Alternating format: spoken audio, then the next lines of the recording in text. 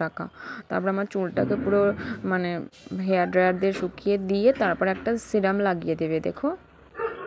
আর বিশ্বাস করো ওই হেয়ার ড্রায়ারটা যখন আমার হেয়ারে মানে ওই হাওয়াটা দিচ্ছিলো, তো আমি বারবার বলছিলাম যে তুমি গরম হাওয়াটা দিও না, ওটা তো হেয়ারের পক্ষেও তো ক্ষতিকর না। মানে প্রচণ্ড আমার কী তাপ লাগছিলো কি বলবো, সত্যি বলতে হতে পারে ওই গরম হাওয়াটা দিয়ে শুকিয়ে যায়, কিন্তু কি করবো, আমি তো বারবার বলছিলাম তুমি জাস্ট পেছনেরটা আমার একটু হালকা গরম দিয়ে দাও আর ওই ঠান্ডা হাওয়াটাই দাও।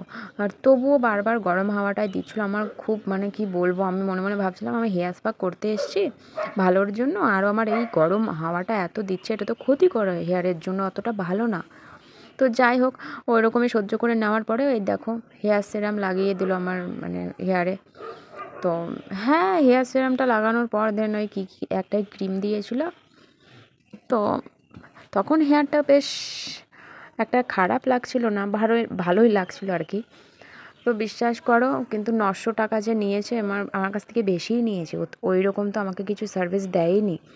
ওই আমার মানে মাথার উপরে মেশিনটা, গরম মেশিনটাও বসায়নি, জাস্ট ক্রিমটা লাগিয়ে দিল, দেন আমাকে ওই খালি চুলে রেখে দিল আধা ঘন্টার মতো, 30 মিনিট, দেন তারপরে আমার হেয়ারটাকে আবার শ্যাম্পু করে নিল। দেন আমার হেয়ারটা আবার শুকিয়ে হেয়ার ড্রায়ার দিয়ে শুকিয়ে দেন এই যে সিরামটা লাগিয়ে দিল। কিছুই মানে আরও এই 900 টাকা যে নিয়েছিল। আর সত্যি কথা বলতে ওই ক্রিমটার ভেতরে আমি তো জানি আরও কী বেশ মেশায়, বাট আমি দেখলাম শুধু কৌটোর থেকে বের করে নিয়ে আমার হেয়ারে লাগিয়ে দিল।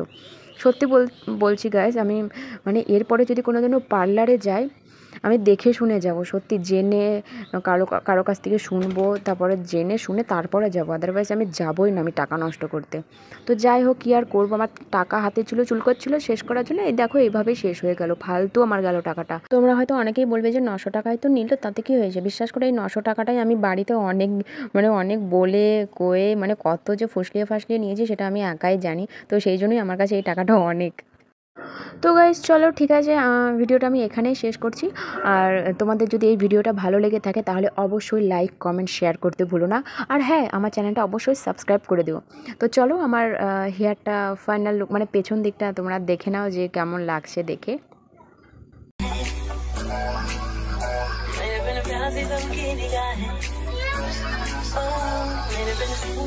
তো গাইস তোমাদের সঙ্গে দেখা হচ্ছে নেক্সট ভিডিওতে, ততক্ষণের জন্য তোমরা ভালো থেকো, সুস্থ থেকো আর আমার পাশে থেকো। Love you guys and bye by.